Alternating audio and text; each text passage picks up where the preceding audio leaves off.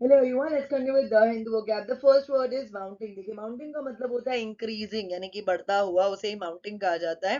तो इसका synonym क्या हो जाएगा? Rising. Antonym क्या हो जाएगा? Decreasing. आप इसे अपनी sentence में use कर सकते हैं.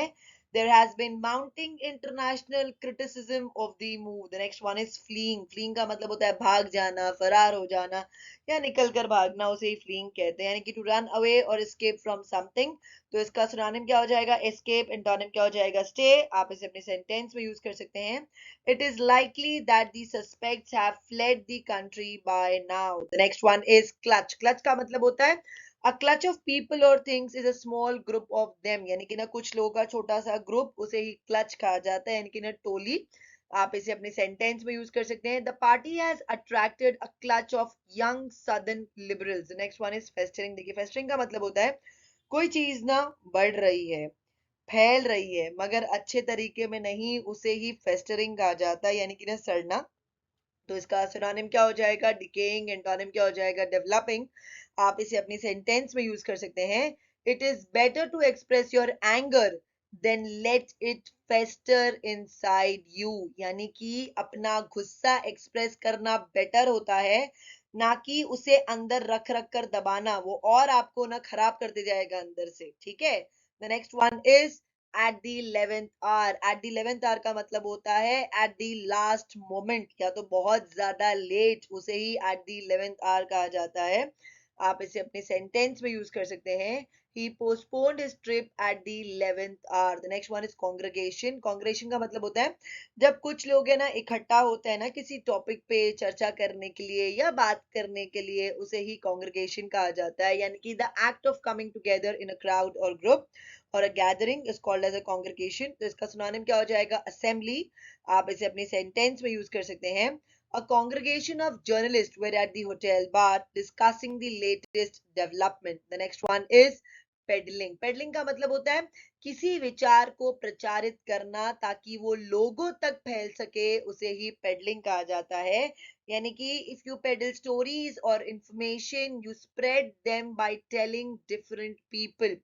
आप इसे अपने सेंटेंस में यूज कर सकते हैं.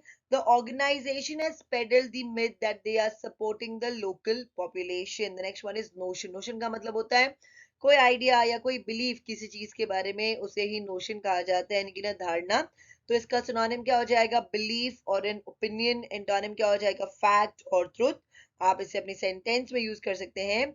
I had a notion that she originally came from Poland. The next one liaison. Liaison का मतलब होता है communication between two or more people or groups that work together, यानी कि साथ काम करने वाले व्यक्तियों का या समूहों के बीच संपर्क, उसे ही लिएजॉन कहा जाता है. तो इसका सिनोनिम क्या हो जाएगा? इंटरमीडियरी. आप इसे अपनी सेंटेंस में यूज कर सकते हैं.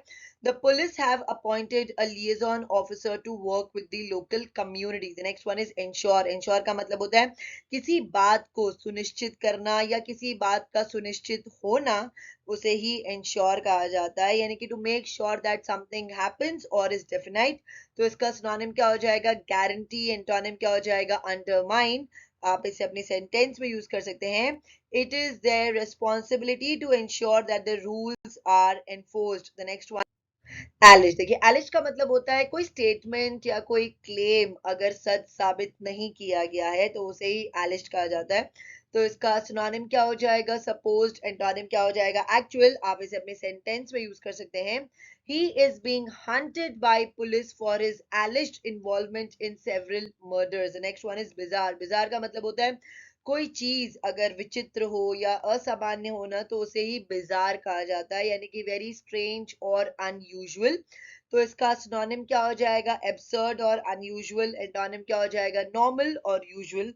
आप इसे अपने सेंटेंस में यूज कर सकते हैं.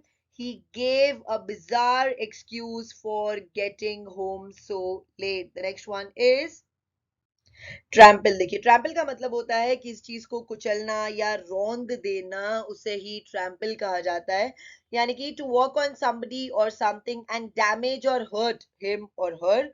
तो इसका सिनोनिम क्या हो जाएगा? स्मैश. आप इसे अपने सेंटेंस में यूज कर सकते हैं. somebody trampled all over my flower beds. The next one is hooligan. hooligan का मतलब होता है सार्वजनिक स्थानों पर उग्र और आक्रामक आचरण करने वाला व्यक्ति, या तो कोई अगर उपद्रवी हो उसे ही होलिगन कहा जाता है, यानी कि a person who behaves in a violent and aggressive way in public places. तो इसका सिनोनिम क्या हो जाएगा? रूफियन। आप इसे अपने सेंटेंस में यूज कर सकते हैं। hooligans had sprayed paint all over the car. Amplify, amplify का मतलब होता है किसी चीज को और बढ़ा देना, उसे ही एम्पलीफाई कहा जाता है। यानी कि to amplify something means to increase its strength और इंटेंसिटी। तो इसका सिनोनिम क्या हो जाएगा? इंटेंसिफाई। एंटोनिम क्या हो जाएगा? रिड्यूस। आप इसे अपने सेंटेंस में यूज कर सकते हैं।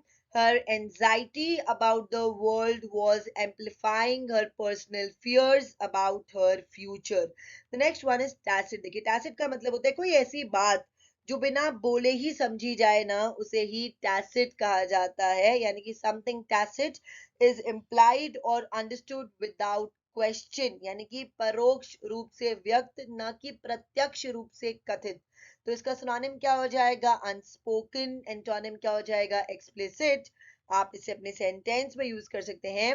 We have a tacit agreement that if I wash the dishes, she dries them and puts them away. The next one is propagate. Propagate का मतलब होता है प्रचार, किसी चीज को फैलाना, उसे ही propagate कहा जाता है।